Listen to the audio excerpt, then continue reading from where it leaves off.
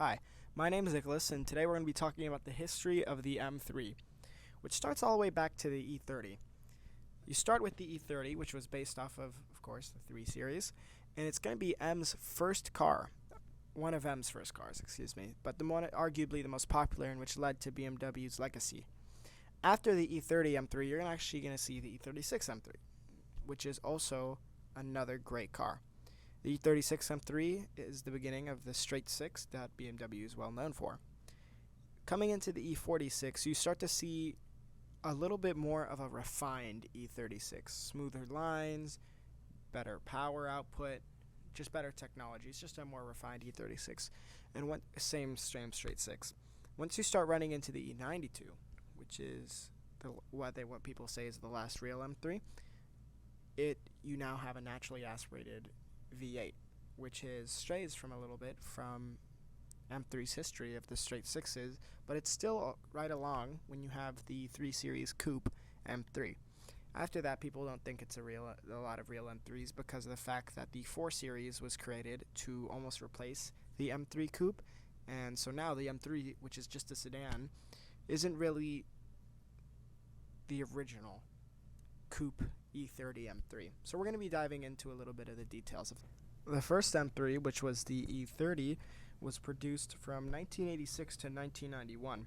Now, the E30 M3 is a little bit different from the rest of the M3s because it is actually the only M3 to have a 4-cylinder. So this max output of this 4-cylinder was 200 horsepower to around 240 horsepower, so not that much, but because of the M3's light characteristics, it was still a very fast car and was a very high performer in its categories. It's one of the most successful street versions of a race car ever produced. The second generation M3 was produced from 1992 to 1999. The second generation M3 was a much more refined and modern version. Compared to the E30, it had modern lines, modern styling, modern technology, compared to the E30, which was a little bit of a bare bones, which arguably is what a lot of people say didn't make it that popular. The E36, however, was an instantaneous hit, and it was also the first time the M3 was offered as a sedan, which is where it comes back to earlier where I said that the M3 was originally a coupe, and that's where its roots are from. The second generation M3 was the beginning of the M3 featuring a inline 6-cylinder with Vanos ignition timing system. The Vanos timing system was not similar, but worked in a way like VTEC, where the higher RPM it changed the way the engine ran and produced more power for the engine. Maximum output compared to the E30 was 290 to around 330 horsepower, which was quite a big boost, and it still had a relatively light weight, so it was a very high performer in lots of races, and just a great car in general. I've actually driven the E36 M3. I had a convertible, and I can say that was one of the most fun cars I've ever driven. It was naturally aspirated. It didn't have a lot of screens. It was just a very straight to the money, great sports car. So compared to the relatively simple E30 M3, the E46 is arguably what most people say, or a lot of people say, is the best M3 ever created. It's actually the most sold M3 ever made, up to 85,000 units. The production period was from 2000 to 2006, so just after the turn of the millennium. The power output was also boosted up to 350 to 360 horsepower, which is, again, a very large boost for a relatively low-weight car. And something that was special about this, not just the M3, but the M5 and the other M cars of this era, was that they were offered with the automated manual transmission, or the SMG transmission, which, if you know anything about BMWs, really isn't the greatest and is kind of unreliable in a lot of ways.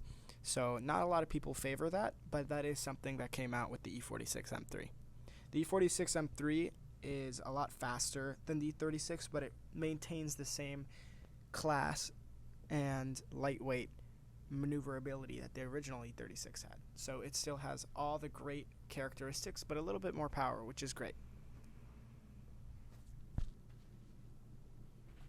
In the autumn of 2007, BMW launched the E92 M3. The E92 M3 was a little bit different from the rest of the generations and had almost a different design language. While the E46, E36, and E30 were a lot smaller, the E92 was a longer, wider, it was a bigger car. and it definitely had a lot more modern styling in it. It was produced from 2007 to 2013 and was the first M3 to ever feature a V8. This V8 particularly was pretty impressive because it produced 420 horsepower and revved up to 8,500 RPM. This V8 was actually taken from F1 cars, so a lot of people say that the sound of the E92 M3 is one of the best sounding cars that BMW's ever made because of the sound, aside from maybe the V10, of course, or the inline sixes that they have. It was also the introduction of the M-Drive system, which is, like I said, one of the more modern things about it, considering it's not that old of a car, only about 10, 15 years old. Another thing that it introduced for the first time for the base M3 was a carbon fiber roof that is now offered on all M3s. It used to only be on the M3 CSL on the E46 model. The 8,300 RPM rev range, I said 8,500 earlier, forgive me. The 8,300 rev range created a sound that was just great, and the higher revs meant more power for the car. Though it was still an M3, so even though it was a little bit bigger and a little bit heavier, it was still very lightweight for its class, and compared to its power to weight ratio, it just made a great car that was great at maneuvering and a great car to race, or just it was a great all-around performer considering the increased size also increased interior room and trunk space.